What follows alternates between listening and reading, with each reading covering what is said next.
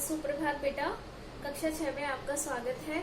आज जो हमारा व्याकरण का टॉपिक हम पढ़ेंगे हिंदी व्याकरण, जिसके अंतर्गत पढ़ेंगे हम संज्ञा की संज्ञा क्या है, संज्ञा किसे कहते हैं, संज्ञा के उदाहरण और संज्ञा के कितने भेद होते हैं।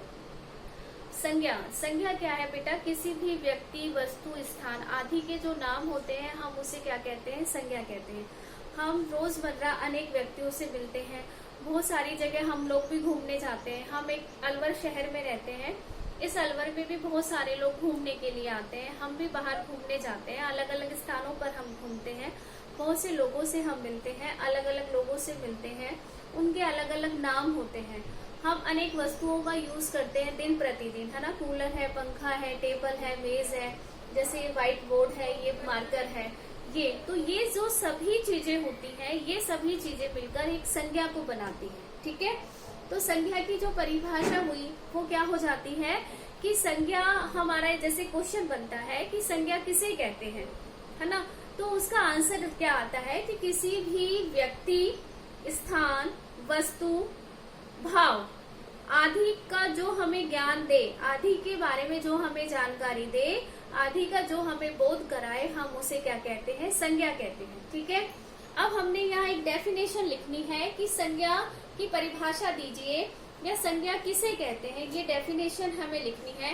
या फिर मैं यूँ कहूँ कि सीधा सा आपके एग्जाम में एक प्रश्न बन के आता है कि संज्ञा की परिभाषा दीजिए और उसके उदाहरण भी बताइए। तो हमें यहाँ जो संज्ञा की परिभाषा लिखनी है, देनी है, वो ये है कि किसी भी, मैं क्वेश्चन लिख देती हूँ पहले।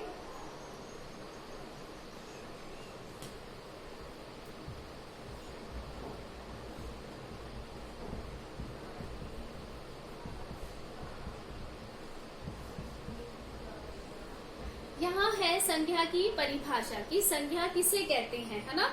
संज्ञा किसे कहते हैं या संज्ञा की परिभाषा दीजिए। दोनों जो क्वेश्चन है, दोनों जो प्रश्न है वो एक ही है, बस पूछने का और शब्दों का ही अंतर है उसमें। एक में हमने सीधा सीधा पूछ लिया परिभाषा दीजिए, और एक में हमने ये कहा कि संज्ञा किसे कहते हैं।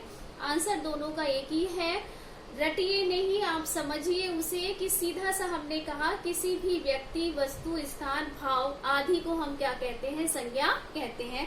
तो मैं यहाँ लिख रही हूँ, आप देखिए जरा।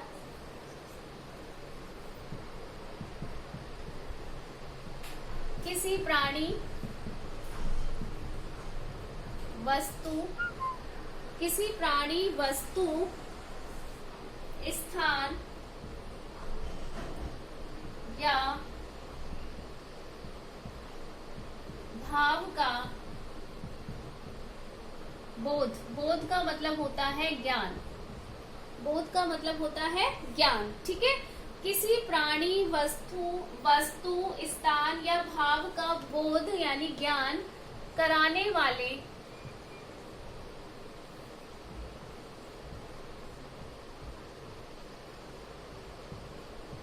सभी शब्द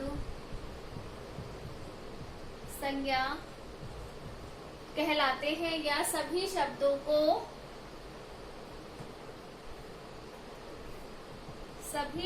को संज्ञा कहते हैं।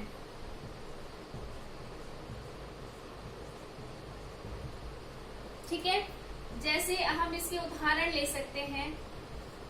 हमने यहाँ कहा कि किसी भी प्राणी से हम किसी का भी नाम आ सकता है यहाँ पर, जैसे आ गया राम, आ गया मोहन है। प्राणी क्या है? जो प्राणवान है, जिनके अंदर प्राण है ना, जो प्राण है वो सारे। अब उसके अंदर पशु पक्षी भी आ सकते हैं। यहाँ हमने लिख दिया मोर आ सकता है, शेर आ सकता है ना। वस्तु के अंदर क्या आ गया? टेबल है, आपका पंखा आ सकता है, कूलर आ सकता है। फिर है स्थान में आपके शहर आ सकते हैं, आपका अलवर शहर आ सकता है आदि। और भाव, जो आपके भाव है, जैसे किसी के मन में शत्रुता का भाव है, किसी के मन में अपनेपन का भाव है, भाईचारे का भाव है। तो इस तरह से, यानी जिन शब्दों से हमें या किसी भी प्राणी, वस्तु, स्थान, भाव आदि की हमें जानकारी मिले, हम उसे क्या कहते हैं? संज्ञा कहते हैं। अब ये डेफिनेशन है, संज्ञा की एक परिभाषा है। संज्ञा को हम आगे बढ़ाते हुए अब हम करते हैं कि संज्ञा कितने प्रकार की होती है, संज्ञा के भेद क्या है। तो देखिए जैसा कि यहाँ एक फ्लावर बना हुआ है, उस फ्लावर पे मैंने लिखा है, सीधा दिखाया भी है, आपको सबको समझ में भी आएगा कि ये है संज्ञा। संज्ञा के हमने भेद कर दिए, तो संज्ञा के 3 भेद होते हैं, है ना। संज्ञा के कितने भेद होते हैं? 3। पहला है व्यक्तिवाचक, दूसरा है जातिवाचक, तीसरा है भाववाचक। सीधा सा क्वेश्चन आता है कि संज्ञा के कितने भेद होते हैं? संज्ञा के 3 भेद होते हैं। संज्ञा के भेदों का नाम लिखिए, तो आपको इन तीनों का नाम लिखना है। पहला है व्यक्तिवाचक, जातिवाचक और भाववाचक। अब हम पढ़ेंगे फर्स्ट पर व्यक्तिवाचक संज्ञा।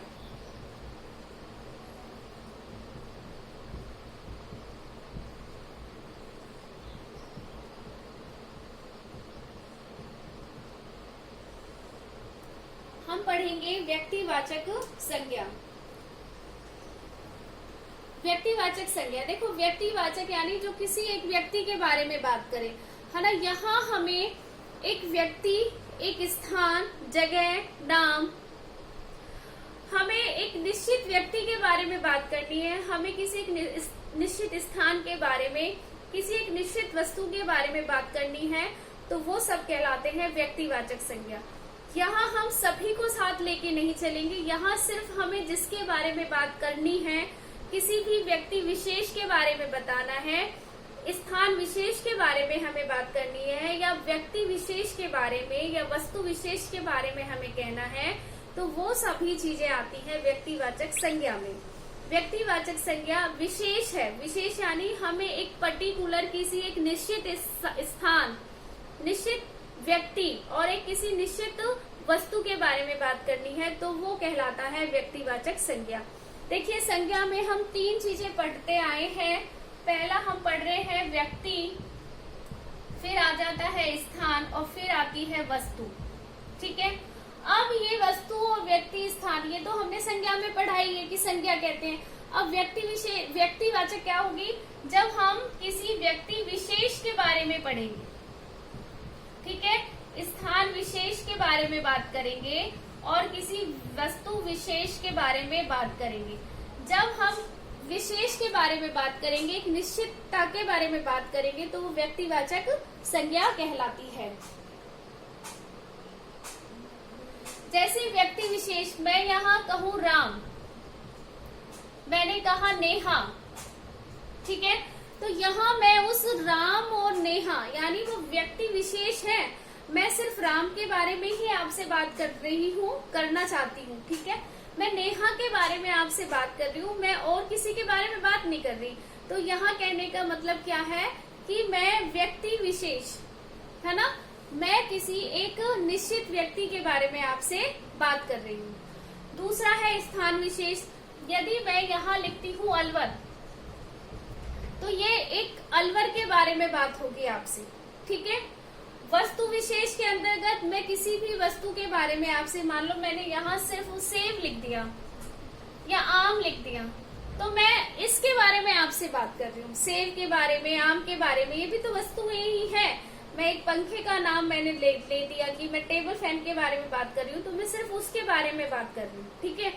तो संज्ञा के जिस रूप से हम किसी व्यक्ति विशेष, वस्तु विशेष या स्थान विशेष के बारे में ज्ञान प्राप्त करते हैं, तो उसे हम कहते हैं व्यक्तिवाचक संज्ञा। जहाँ सिर्फ एक के ही बारे में हमें बात करनी है, हमें राम के बारे में ही कुछ बताना है, हमें सीता के बारे में कुछ बताना है, हमें अलवर शहर के बारे में बताना है, हमें सिर्फ पाकिस्तान के बारे में बताना है, क्योंकि हम एक की बात कर रहे हैं, सभी की बातें नहीं कर रहे, तो वो कहलाती है व्यक्तिवाचक संज्ञाएं। अब हम संज्ञा का जो सेकंड टॉपिक है, सेकंड जो भेद है, वो है जातिवाचक संज्ञा। अब हम जातिवाचक संज्ञा के बारे में पढ़ते हैं।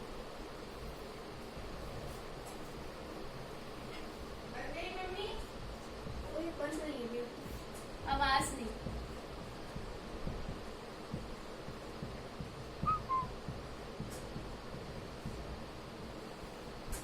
देखिए जातिवाचक संज्ञा, संज्ञा का जो दूसरा भेद आता है वो है जातिवाचक संज्ञा।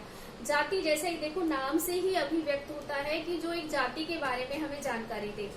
जाति के बारे में हमें बताए। अब वो जाति किसी की भी हो सकती है, मनुष्य जाति हो सकती है, पशु जाति हो सकती है, पक्षियों की जाति हो सकती है, किसी भी देश की बात करते हैं तो देशों की जाति हो सकती है।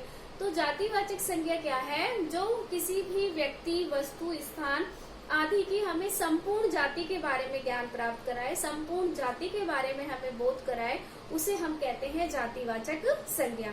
यहाँ एक पर्टिकुलर या एक निश्चित इंसान के बारे में बात नहीं होगी, यहाँ हम करेंगे पूरी जाति के बारे में। जैसे मैंने यहाँ लिखा मनुष्य, मनुष्य लिखने से यहाँ मैं सिर्फ एक मनुष्य, आप कहोगे मैडम आपने राम के लिए बोला था अभी, तो बेटा देखो राम और मनुष्य दोनों में अंतर है। राम एक व्यक्ति विशेष है ना, एक व्यक्ति है। जैसे मैं अपना ही नाम ले लूं जया, तो जया जया मैं हूँ, सिर्फ मेरे बारे में बात होगी, ठीक है। अभी मैंने यहाँ कहा मनुष्य, तो ये मनुष्य जाति है। उस मनुष्य जाति में राम भी आता है, जया भी आती है, नेहा भी आता है, सीता, गीता, ये सभी आते हैं। आप बच्चों के सारे नाम आ जाते हैं इसमें। तो जो चीज हमें एक संपूर्ण जाति के बारे में ज्ञान प्राप्त कराए, उसे ही हम क्या कहते हैं? जातिवाचक संज्ञा कहते हैं। संज्ञा के भी यहाँ वही है कि स्थान, व्यक्ति और वस्तु, है ना, और भाव, जो इन सभी की हमें संपूर्ण जाति की जानकारी दे, उसे हम कहते हैं जातिवाचक संज्ञा। अब हम इसकी डेफिनेशन लिखते हैं।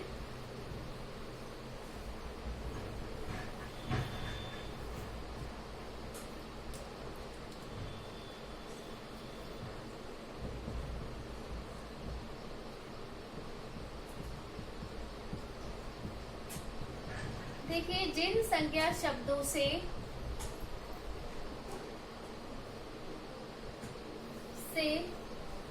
व्यक्ति, वस्तु, है ना, जिन संज्ञा शब्दों से व्यक्ति, वस्तु या स्थान की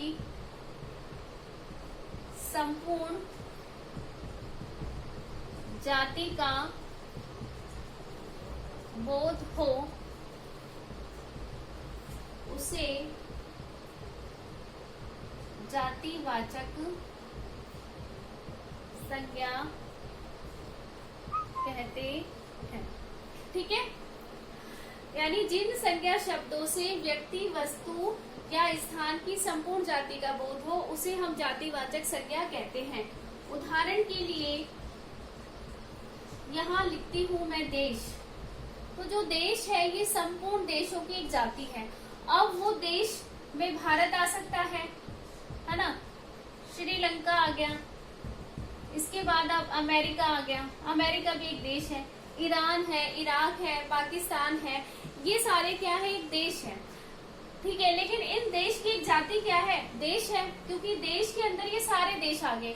लेकिन जब हम बात करते हैं भारत की, तो भारत एक, जब हम भारत की अलग से बात करें तो भारत एक व्यक्तिवाचक संज्ञा है, परंतु जब देश लिख के आया तो देश क्या है? एक संपूर्ण जाति को अभिव्यक्त करता है, ठीक है। उसी तरह हमने बात की पहाड़, पहाड़ के अंदर सारे पहाड़ आ जाते हैं, हिमालय हो, विंध्याचल हो, अरावली पर्वतमाला हो, तो ये सब एक पहाड़ों की जाति को अभिव्यक्त करते हैं। नदी शब्द है, नदी अपने आप में एक जाति को परिभाषित करता है। इसके अंतर्गत भारत या भारत के बाहर विदेशों में भी जितनी नदियां बहती हैं, वो सभी उस नदी में आ जाती हैं। तो नदी क्या है? एक जाति है नदियों की। मनुष्य एक जाति है सभी मनुष्यों की, है ना, उसमें स्त्री, पुरुष, वृद्ध, है ना, सभी बच्चे, सभी उसमें आ जाते हैं मनुष्य जाति में। पशु, सभी पशुओं की एक जाति है, जिसमें गाय, बैल, घोड़ा, शेर, चीता, ये सभी आ जाते हैं। पक्षी, पक्षी एक जाति है सारे बर्ड्स की, उसके अंदर सभी प्रकार के जो पक्षी हैं वो सभी उसके अंतर्गत आ जाती है। तो जब एक शब्द संपूर्ण जाति को परिभाषित करता है तो वो जातिवाचक शब्द जातिवाचक संज्ञा कहलाता है। और व्यक्तिवाचक संज्ञा में हम किसी व्यक्ति विशेष के बारे में बात करते हैं, किसी विशेष स्थान के बारे में बात करते हैं, किसी एक विशेष वस्तु के बारे में बात करते हैं। तो जब हम व्यक्ति विशेष यानी विशेष के बारे में बात करें तो वो व्यक्तिवाचक संज्ञा होगी। जब हम संपूर्ण जाति के बारे में बात करते हैं तो वो जातिवाचक संज्ञा कहलाती है। यानी संज्ञा के जिन शब्दों से हमें किसी भी व्यक्ति, स्थान या वस्तुओं की संपूर्ण जाति के बारे में हमें ज्ञान प्राप्त हो तो वो जातिवाचक संज्ञा कहलाती है। अब संज्ञा का थर्ड पॉइंट आता है, थर्ड जो भेद आता है वो है भाववाचक संज्ञा। भाववाचक संज्ञा देखिए, मन के जो भाव होते हैं, किसी भी व्यक्ति के, किसी भी वस्तु के जो गुण और दोष होते हैं, वो सभी मिलकर भाववाचक संज्ञा को बनाते हैं। जैसे अब जो सीजन चल रहा है, आम आ रहे हैं, इसमें तरबूज भी आ रहा है, खरबूजा भी आ रहा है, ये सब क्या है, मीठे हैं। तो इनका जो मीठापन है, जो इनके अंदर जो मिठास है, इनका गुण है, तो जो मिठास जो है वो क्या है, एक भाववाचक संज्ञा है। ठीक है।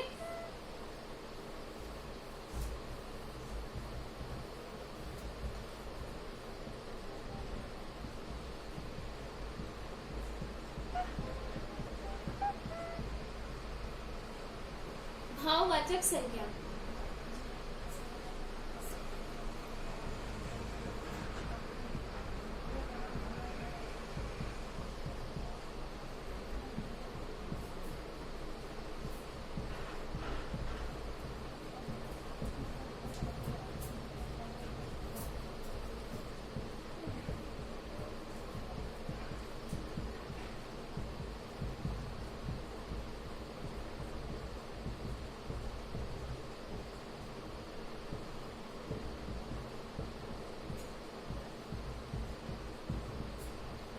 देखिए संज्ञा के किसी भी शब्दों के गुण, भाव, दशा आदि का जो बोध होता है, हमें ज्ञान प्राप्त कराता है, उसे हम भाववाचक संज्ञा कहते हैं। संज्ञा शब्दों के, है ना, जैसे संज्ञा शब्द कोई से भी संज्ञा शब्द हो सकते हैं। जैसे मान लो खरबूजा है, खरबूजा एक संज्ञा है, उसमें उसका मीठापन जो है उससे बन जाता है मिठास। जो उसकी मिठास है वो क्या है, उसका गुण है। ठीक है। एक व्यक्ति ईमानदार है, राम बहुत ईमानदार है, जो राम है एक व्यक्तिवाचक है, और उसका ईमानदार होना क्या है, उसका एक गुण है। तो इस तरह से संज्ञा शब्दों के गुण, दोष, उसके जो भाव है, वो सभी क्या कहलाते हैं, भाववाचक संज्ञा के अंतर्गत आते हैं। जैसे मनुष्य से क्या बन जाता है, मनुष्यता। ठीक है। शत्रु से जो बन गया वो हो जाता है शत्रुता। तो ये शत्रुता, मनुष्यता, मानवता, ये क्या है, भाव है। ठीक है, एक गुण है। तो जब भाव और गुण दोनों चीजें संज्ञा शब्दों से आते हैं तो उनको हम क्या कहलाते हैं, भाववाचक संज्ञा कहते हैं। संज्ञा शब्दों के भाववाचक संज्ञा की जो सीधी सी परिभाषा जो बनती है वो यही है कि जिन संज्ञा शब्दों से किसी के भी भाव, गुण आदि का हमें ज्ञान प्राप्त हो, आदि के बारे में हमें जानकारी मिले, तो वो कहलाती है भाववाचक संज्ञा।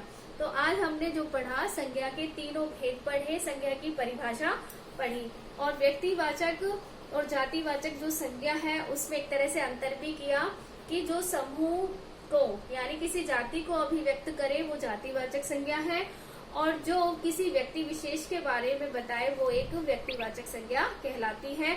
और किसी भी वस्तु, स्थान या व्यक्ति के जो गुण, दोष और भावों को अभिव्यक्त करती है उसे हम भाववाचक संज्ञा कहते हैं। ओके।